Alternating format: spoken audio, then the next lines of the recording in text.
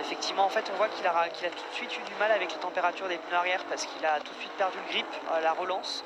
Oui. Et c'est vrai que c'est très compliqué parce que ça l'a décroché du train de devant, donc il n'avait pas du tout d'aspiration.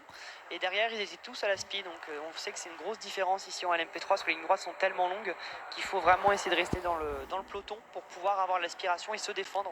On le voit avec les Ginetta par exemple qui n'ont pas l'aspi et la numéro 20 je pense. Oh, Bon, attention. Sacha Lehmann encore en difficulté. Ouais, vraiment, c'est peut-être les pressions qui ont été choisies en début de course qui mettent en difficulté pour l'instant Sacha Lehmann. Mais on sait que chez Team Virage, on s'est anticipé à droite front ici avec la voiture de chez Forestier Racing by VPS, Luciano Morano face à la voiture de chez ANS Motorsport et Sacha Lehmann qui a perdu 3 places en un seul virage, là j'allais dire. On dirait qu'il y a quand même un manque de performance Ouais, je comprends pas. la voiture. On dirait que oui, en ligne droite, il n'arrive même pas à rester dans la même. Ouais, voilà, ouais, c'est compliqué. Hein.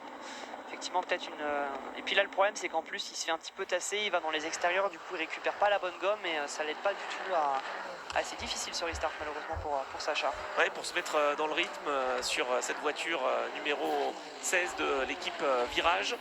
On sait qu'on peut prendre une toute petite marge hein, sur les pressions en pneumatique aussi. Alors elles sont recommandées par Michelin évidemment, mais ça peut influer sur la fin de course notamment quand on part plus bas ou plus haut. Exactement, c'est sûr que c'est parfois un petit peu compliqué, parce qu'il suffit de partir avec une pression un peu plus basse et on l'échangeait justement en course 1 avec la responsable de chez Michelin. C'est vrai que c'est très difficile de conserver sous safety car ces températures et ces pressions surtout. Et quand les pressions ne sont pas ici, en plus là ce matin il fait assez frais par rapport au début de semaine. Donc il suffit qu'on soit parti un poil plus bas avec 100 grammes de moins dans les pneus et tout de suite les adversaires sont beaucoup plus vite en rythme que nous.